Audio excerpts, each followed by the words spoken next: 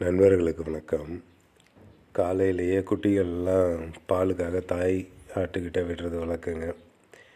குட்டிங்கள்லாம் ஒன்று ஒன்று பால் அப்படியே குடிச்சிக்கிட்டுருக்கு.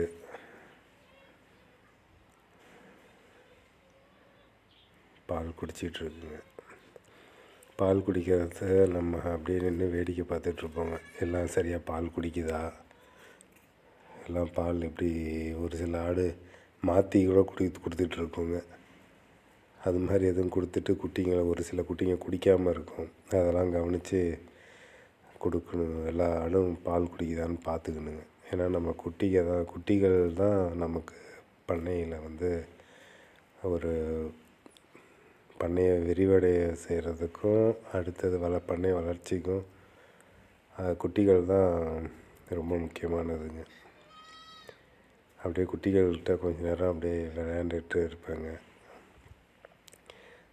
மனதுக்கு கொஞ்சம் நிம்மதியாகவும் இருக்குங்க, சந்தோஷமாக இருக்கும். நம்ம போனால் நம்மக்கிட்ட விளாண்டுக்கிட்டு இருக்குங்க குட்டிங்கெல்லாம். மேலே ஏறிக்கிட்டு துணியை கடிச்சிக்கிட்டு எல்லாம் விளாண்டுட்ருக்குங்க. நமக்கு இது ஒரு மைண்ட் ரிலாக்ஸேஷன் தாங்க.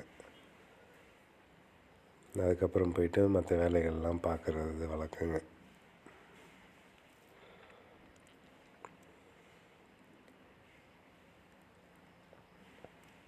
எல்லா குட்டிகளும் பால் குடிச்சிருச்சிங்க.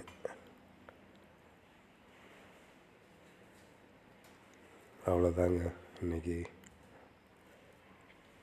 நன்றி.